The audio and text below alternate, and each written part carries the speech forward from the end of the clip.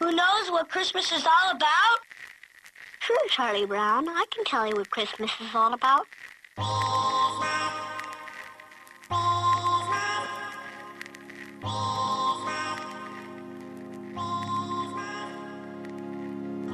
Hi, my name's Lou, and today I'm going to be reading to you from the internet. Why? Well, why not? And today's what is going to be a medley of sites that are all sort of intertwined into one site called miafriends.org. And it's a website for people who are bulimic or anorexic. And it also has connected to it another forum called sifriends.org, which is a forum for self-injurers, people who burn themselves or cut themselves for whatever reason. And I had been considering doing a reading suggested to me by a Lou Reads listener, which was a forum where people post about their dead kittens. But I figured with the holidays coming up, the last thing people want to do is get bummed out. So let's read about these people with eating disorders and self-injury problems.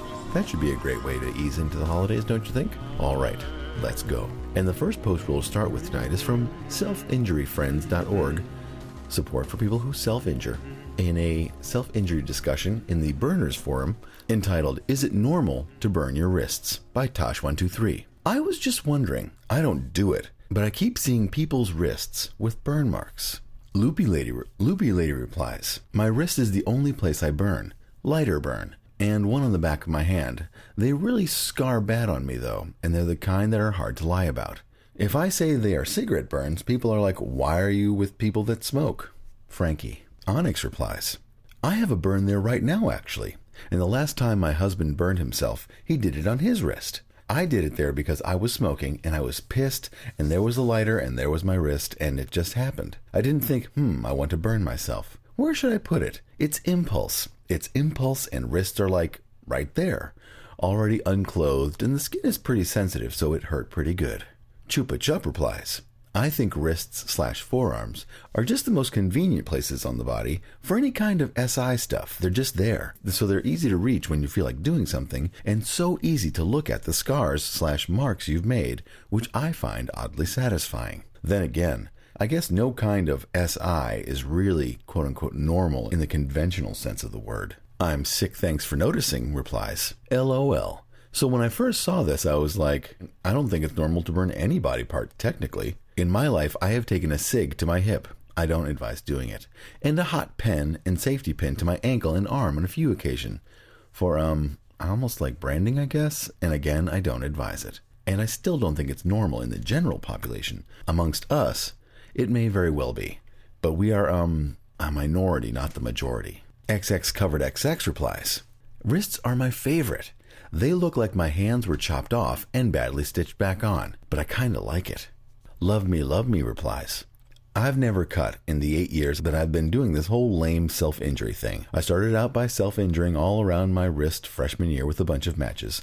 I don't even think I realized what the hell I was doing at first. It just kind of escalated into something bigger than myself. Now I can't SI anywhere on my left arm because the only place not covered with tattoos now is my forearms, and the cigarette burns I already have there are so noticeable, especially when it's hot. Which sucks considering I live in Texas of all places. Luckily, my tats have covered up some pretty sad scars. I understand the whole scars are my battle wounds thing, but when people are asking you every day to the point where you feel like you can't function in your daily routine, then fuck scars. At least that's what it feels like when I see them on my own body. I don't know why I've never SI'd on my right arm. Probably for the best either way. Wow, off tangent there. My bad. And Disordered and Delirious writes, I have burned my wrists and arms a lot, and I smoke, so it's pretty easy to lie about. People just think I'm clumsy and stupid. But what I do more often than that is burn my wrists with an eraser. Like I basically erase my skin. It leaves pretty bad scars, but it kind of looks just like carpet burn, so I can just say I fell or something. People don't really ask very often, though. No one seems to care what happens to me. Well, that is sad. But well, and in a new thread, in the self-injury discussion thread, subforum Cutting Forum, Finite posts in a thread she entitled, Ever have one of those days where all you need is to bleed? I am floored by the intensity of this. I need it. The blood, the rush, the release, the stillness that follows, the feeling that I'm okay for a little while, that I alone have given myself another night to drink myself into an oblivion that is home to no feelings. It is home only to non-committal sex, booze, blood, and green. This is my vice. This is all that I have. I need to open a vein and watch the poison flood the floor on its way out of my mind, just for a night, just for now, until tomorrow. There is always tomorrow, and it scares me to death. Navu replies, yeah, hate those days. It's my outlet for all the anger. And sometimes there's just too much anger, too much hate inside. But hey, tomorrow could be the first day where there's less pain, /hurt, /anger. That's what I keep telling me. And Jane Doe replies, I was clean and self-injury free for about 16 months. The scars on my thighs and wrists and stomach and legs were beginning to fade away so I could almost not see them. Then it came back beginning of this year. Now I have scars that won't ever fade. Now I know I can last so long without it that when I do cut, I feel guilty that I'm giving into it. Depressing. And still in the cutting forum, LC puts in a thread she entitled, Can't Stop? Hi everyone. Have any of you ever experienced a cutting session where you feel you just have to keep going until there's no skin left to cut? Like you're just crying so much, or you're just so angry that you don't feel anything and just keep on going and going? Makeup for Life replies, yes, this used to happen to me all the time. I used to cut my thighs until they were almost like raw. Azo Bleeds replies, yep, I end up giving up in frustration after going completely mental on my thighs. Tor2 says, it's been a while for me, but I know what you mean. I just get kind of wrapped up in it, and before I know it, I'm a mess. I try to take deep breaths between cuts to break it up a bit so I don't do that, but sometimes it just doesn't work out. It's a weird feeling, like you're kind of in a trance or something, just going and going, and when you snap out of it, it's like it wasn't even you doing it. For me at least. And I need to find myself replies. It happens all the time to me. I just get so angry and start to cut. And then I get angrier at the thought that I'm cutting in the first place, and before I know it, my whole thigh is covered in cuts and blood. And in a new thread in the self-injury discussion forum, under subforum Other SI Stuff, Anna Smith writes in a thread she entitled simply, Sex. So, I feel so weird for asking this, but I gotta know if I'm the only one. Does SI ever cross into your sex life? I'm heavily into BDSM, and I think part of it stems from SIing. My BF is into it too, but only because I got him into it. It wasn't something he did before he met me, and he doesn't SI.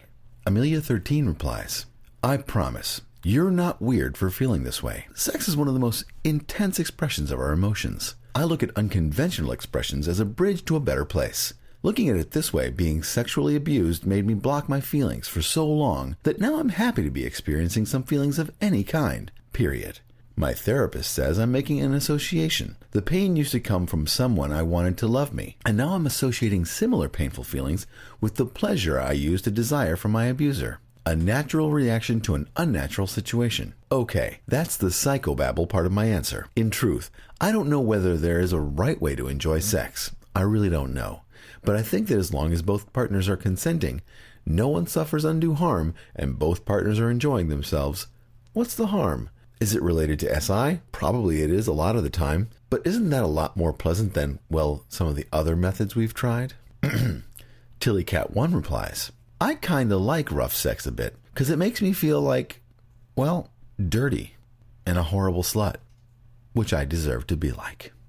Babe89 replies, I used to have sex with all my ex-boyfriends, even when I didn't want to. I was just lying there and waiting until they were done. I thought that I wasn't worth anything anyway, so I could do them the favor. I know it was wrong, and really want to stay strong and say no next time. I don't want to be called a slut or something like that.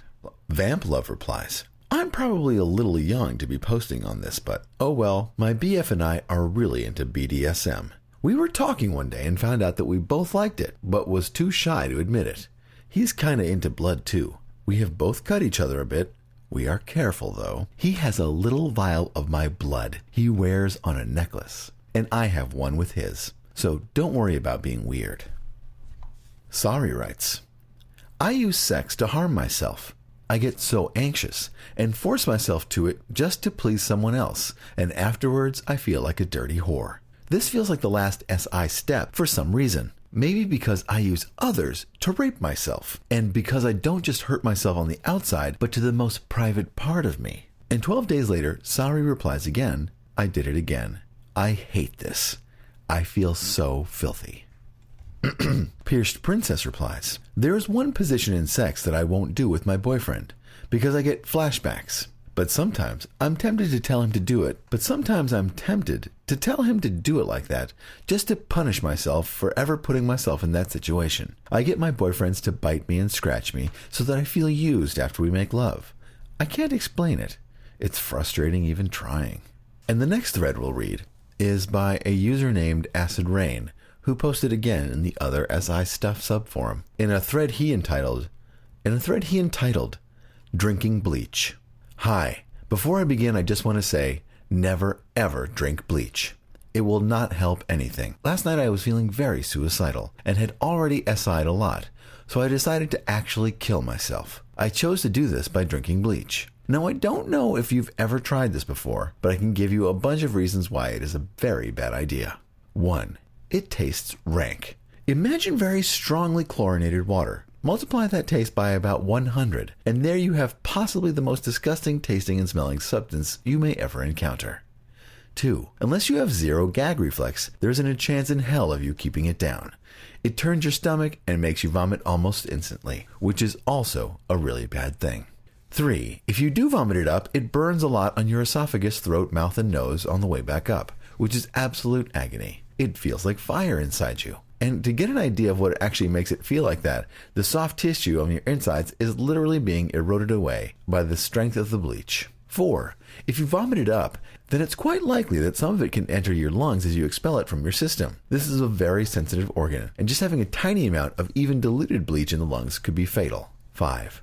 As the bleach erodes your insides, you may begin to hemorrhage excessively. Your stomach, gastrointestinal area, esophagus, and mouth may all begin to bleed, which is unpleasant and extremely risky to your health. 6. It isn't quick. I was in agony for hours even after getting to the hospital, where they made me drink charcoal and milk, stuck a camera to my throat, pumped my stomach, and made me wait for 8 hours in a bed. As I'm sure any SIer who's had to go to the hospital for self-inflicted wounds before will know, you are not made a priority and are considered a waste of their time. 7. According to the doctors, even if I had kept it down, I still would not have died. I would have simply been very badly damaged, possibly resulting in organ failure.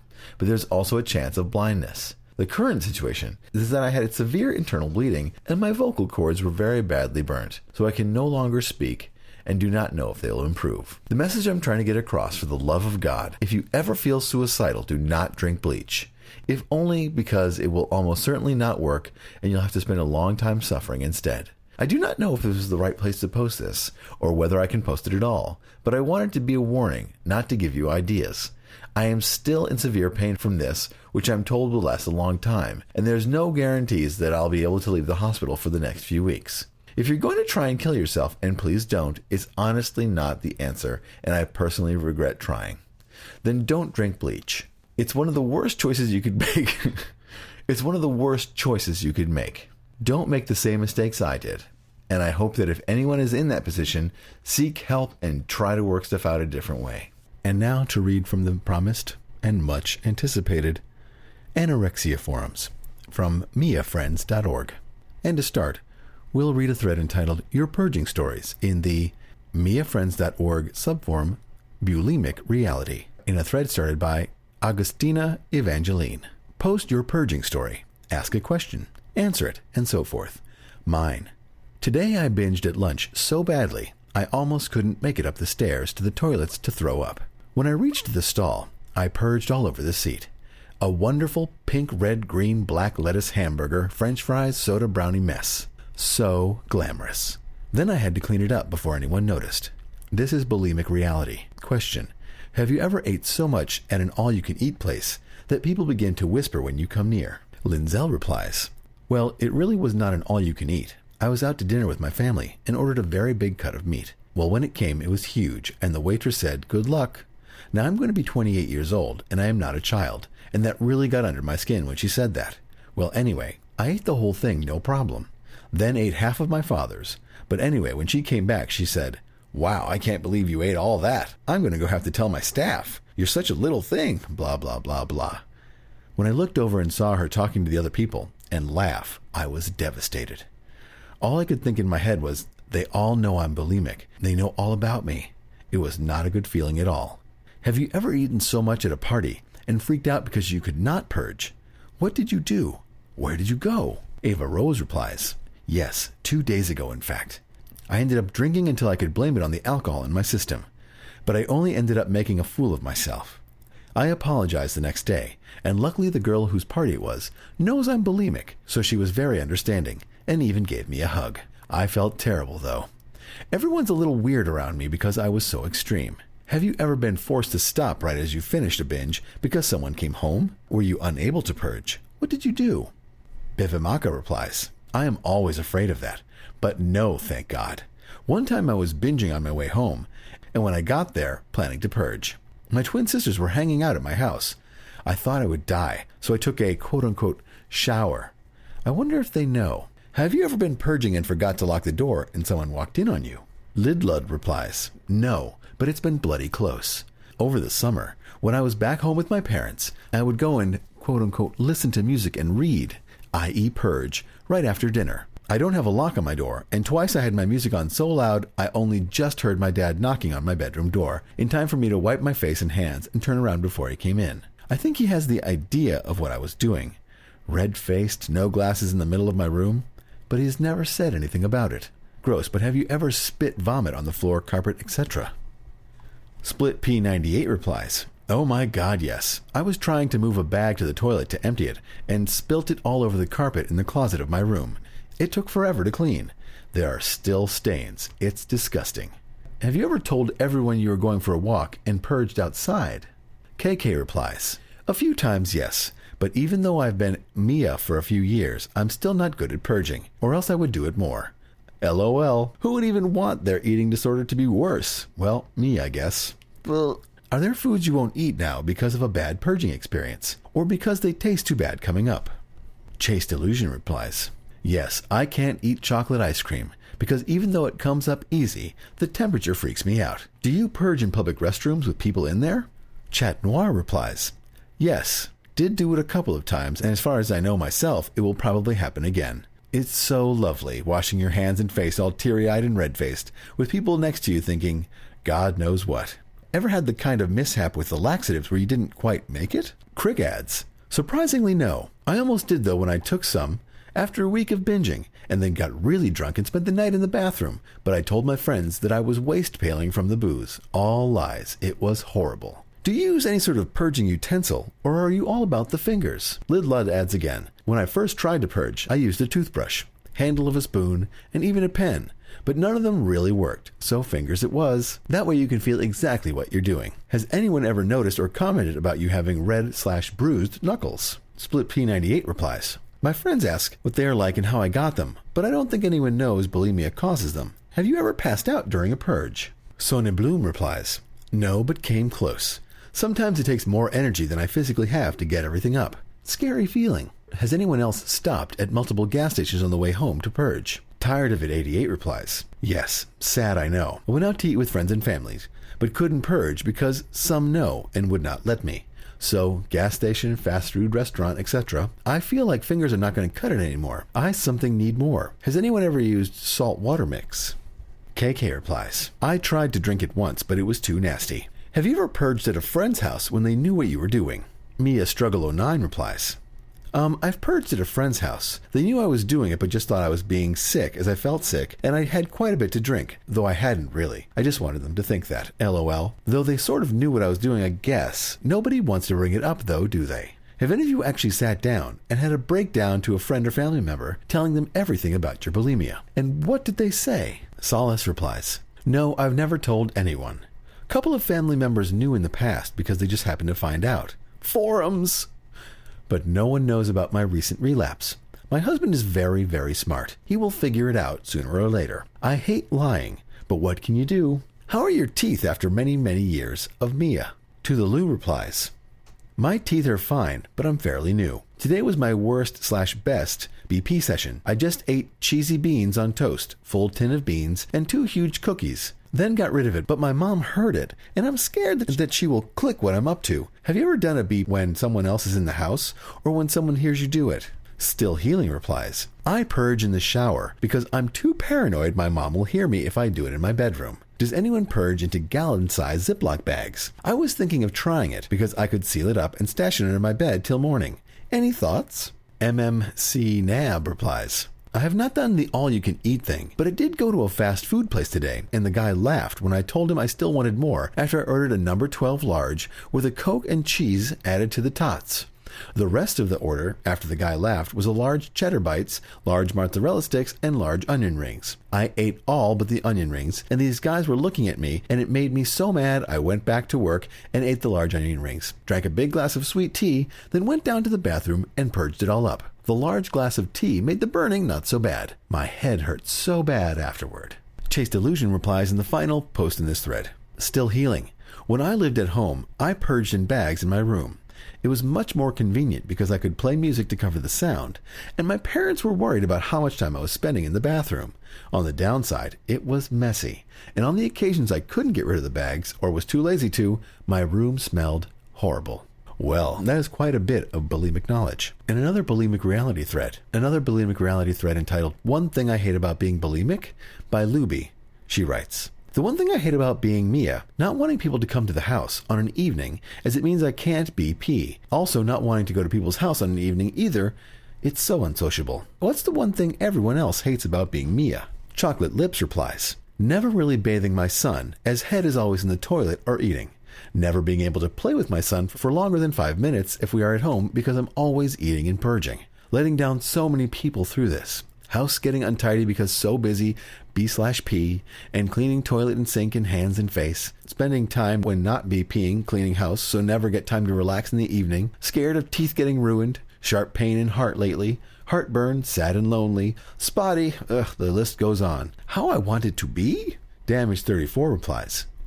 Again, fear of teeth falling out. Continual toilet and sink cleaning, washing hands and face, all the physical side effects. Most of all, the lying and deceit so that no one finds out. Lying to people that I love so I don't drag them into this whole mess, and having to deal with the guilt of that, of learning to accept that I'll never not have this twisted, contradictory relationship with food and nourishing myself, of hoping that I might wake up one day, normal, in spite of the fact that this will never happen. Never happens no matter how many times I've tried. The exhaustion, again physically and mentally. Sorry for the rant, everyone, just having a low moment. Take care, everyone. Teacup Tempest replies, I hate spending enormous amounts of food on money. I hate feeling guilty and wasteful.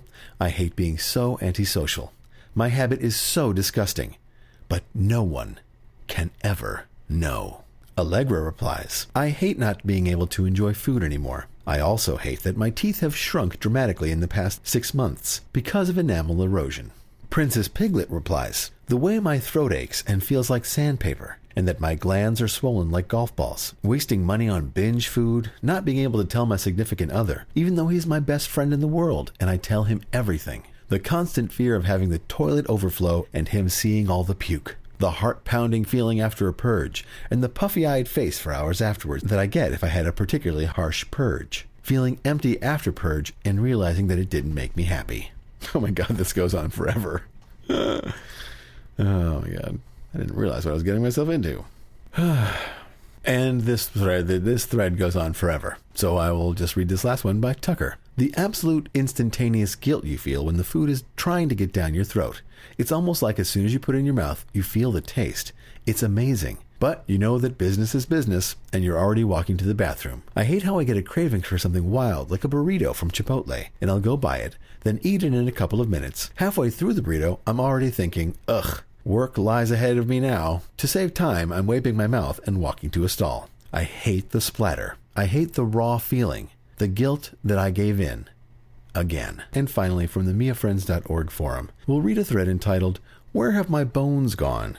By Gothic Violin. And the post goes like this. After being released from treatment, I knew for a fact there was no way I was going to stay plump and fat, the way they made me. I want to run back into the arms of Anna and Mia, wishing for the days before I was placed in treatment. It's so hard. So hard.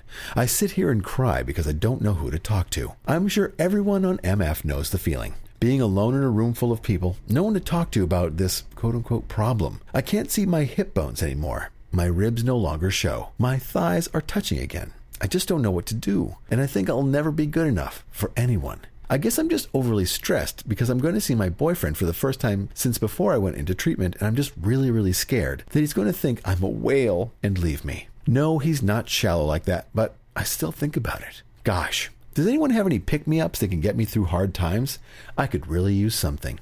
Anything. I know you guys are all such amazing people, and I thank you all just for being there, being a big help. Even though you don't even realize it, MF is such a wonderful place, and I would be so lost without it. Sonnen Bloom replies, my friend went on a rant with me the other day about how curves are quote-unquote in, and it's true, they most definitely are. So think about how you're in. In time, you will feel comfortable in your own skin, and your BF better tell you that you're gorgeous. Oh, it's true. Curves are in. And unfortunately, this forum I couldn't register on to read the mainly horrible posts. I know you think there's more, but you have to actually contact the forum administrators to get access to the really good stuff. And I chose not to do that. Just too much work, really. But I hope you've enjoyed what I did find. And this is going to be the last podcast of 2009, and I'm hoping that everyone enjoyed listening to Lou Reads from the beginning, and not to worry, I will continue doing this in the new year. And I want to thank everyone on the Facebook fan page for filling it up. It's almost at 200 people. Can you believe it? I can't believe it. And all the people who are commenting on the posts, and people who have voted for me on the iTunes, which is always super awesome. I love that. I love to read the comments there. It's not enough of them. I mean, you could really go out of your way. Of course, the problem is that you have to have an iTunes account. And who does that? Who isn't stealing their music on the internet? Come on. For some reason, it concerned me that people might be offended that I was reading these posts, because I know ladies love the Lou Reads, and, there's probably some people out there with these problems. So I hope that you were able to get some laughs out of the podcast as you stuck your fingers down your throat tonight. I'm not going to say that. And I don't know how many people actually go to the blog to read it, but you should, because I put some funny things on there. And now that Christmas is over, I'm probably going to start making something that you can buy at my site, like a coffee cup or something. Right now, the thought I had is a coffee cup that says, "This is not for coffee, it's for vomit. I listen to LouReads.com."